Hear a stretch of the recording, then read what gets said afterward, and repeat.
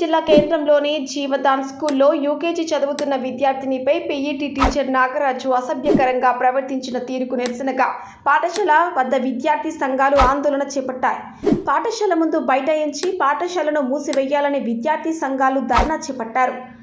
PET నాగరాజుపై folks చట్టం కింద non bailable case నమోదు చేయాలని విద్యార్థి సంఘాలు డిమాండ్ చేశాయి.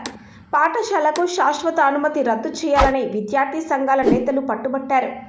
నిన్న విద్యార్థిని పట్ల జరిగిన సంఘటనకు పూర్తి బాధ్యత వహిస్తూ పాఠశాల ప్రిన్సిపల్, వైస్ ప్రిన్సిపల్ను సస్పెండ్ చేయాలని డిమాండ్ చేశారు.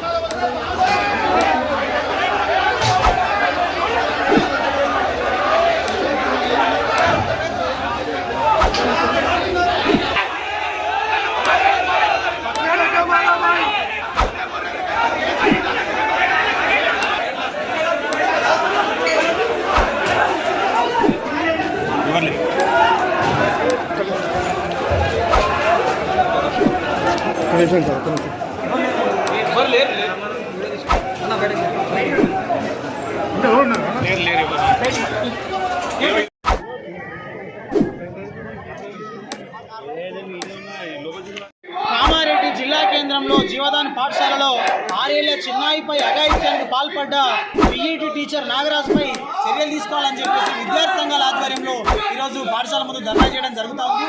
ముఖ్యంగా అభం శుభం తెలివని 6 సంవత్సరాల చిన్న పాప మీద పీఈటీ టీచర్ అఘాయిత్యానికి పాల్పడడం అనేది అత్యంత హేయమైన చర్య. దీన్ని విద్యార్థి సంఘాల ఐక్య కార్యాచరణ కమిటీ ఆధ్వర్యంలో విద్యార్థి సంఘాలుగా మేము ఖండిస్తూ ఉన్నాం. పాఠశాలలో పర్యవేక్షణ కరువైందనడానికి ఇది నిదర్శనమైన సంఘటన. పాఠశాలలో ఉన్నటువంటి ప్రిన్సిపల్, వైస్ ప్రిన్సిపాల్ వాళ్ళు సూపర్విజన్ లేకపోవడం వలన ఇలా జరిగిందని చెప్పి మేము డిమాండ్ చేస్తా ఉన్నాం. ఖచ్చితంగా ప్రిన్సిపల్ వైస్ ప్రిన్సిపల్ని కూడా వెంటనే పాఠశాల నుంచి తొలగించాలని డిమాండ్ చేస్తా ఉన్నాం. గతం నుంచి ఈ విద్యా సంస్థ మీద ఎంఈఓ డిఈఓలకు అనేక సార్లు విన్నవించిన వాళ్ళు పట్టించుకోవట్లేదు. కేవలం మామూలు మార్పులో దూకుతున్నటువంటి విద్యాశాఖ నిదర్శనానికి కూడా ఒక నిర్లక్ష్యానికి కారణమని చెప్పి మేము తెలియజేస్తా ఉన్నాం. ముఖ్యంగా జీవదాన్ పాఠశాలకు ఉన్నటువంటి పర్మనెంట్ రికగ్నైజేషన్ ఏదైతే ఉందో దాన్ని రద్దు చేయాలని డిమాండ్ చేస్తూ ఉన్నాం. ఖచ్చితంగా ఇటువంటి చర్యలు తీసుకోకపోతే విద్యార్థి సంఘాల ఆధ్వర్యంలో పెద్ద ఎత్తున ఆందోళన చేస్తామని హెచ్చరిస్తూ ఉన్నాం.